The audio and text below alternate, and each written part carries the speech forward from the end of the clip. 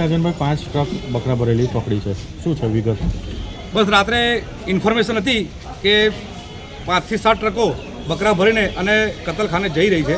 તો અમારી ટીમ દ્વારા અમે રોડ પર ઊભા હતા તો ત્યાંથી ટ્રકો નીકળી, એમને ઊભી રાખીને અમે શાંતિથી પૂછ્યું કે ભાઈ તમે આ બકરા ક્યાં લઈ જાઓ છો? એટલે એમણે કહ્યું કે ભાઈ તમે કોણ છો? અમે કહ્યું કે ભાઈ અમે ગૌ સેવકો છીએ, જીવદયા પ્રેમી છીએ, તો તમે ક્યાં લઈ જાઓ છો? તેમણે સીધો જવાબ આપ્યો કે અમે સુરત લઈ જઈએ છીએ. અમે પૂછ્યું કે તમારી જોડે કાગળો છે, કોઈ પરમિશન છે? તો એમણે ના પાડી કે અમારી જો કોઈ કાગળ નથી, કોઈ પરમિશન નથી. એમને યોગ્ય જવાબ ના મળ્યો એટલે અમે તરત પોલીસને ફોન કર્યો. સ્થળ ઉપર તરત પોલીસ આવી ગઈ અને પોલીસને લઈને અને 5 ટ્રક છે, ટોટલ 1000થી વધારે બકરા છે. આ બધા બકરા કતલખાને બલી ચડાવવા માટે જતા હતા. પોલીસ દ્વારા બધી કાર્યવાહી કરવામાં આવી છે. હું જાતે ફરિયાદી બન્યો છું અને જેટલા પણ બકરા છે એ બધાને બચાવી લેવામાં આવ્યા છે. અને અત્યારે હાલ પોલીસ પ્રોટેક્શન સાથે અમે આજવા પાંજરાપોળમાં આ બકરાને મૂકવા જઈએ છીએ. કાયદેસરની કાર્યવાહી પોલીસ હાથ ધરી છે. તો આગળ જે પણ નીકળશે, ક્યાંથી લાવ્યા હતા, કોને આપતા હતા, કેમના ભર્યા હતા, પરમિટ છે કે નહીં, એ બધું પોલીસ કરશે કાર્યવાહી. અને અમને પોલીસ પર વિશ્વાસ છે કે આમાં જે હકીકત હશે એ બહાર આવશે.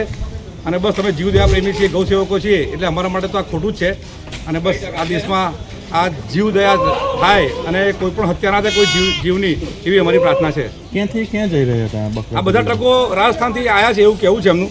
અને ત્યાંથી સુરત એ મંડી છે એવું કહે છે કે સુરત મંડીમાં અમે લઈ જઈએ છીએ, ત્યાંથી અમે બલી માટે લોકોને આપીએ છીએ. તો ટૂંકમાં બલીના ઈરાદાપૂર્વક આ લોકો અહીંથી બકરા રાજસ્થાનથી લાવ્યા છે અને સુરત લઈ જાય છે.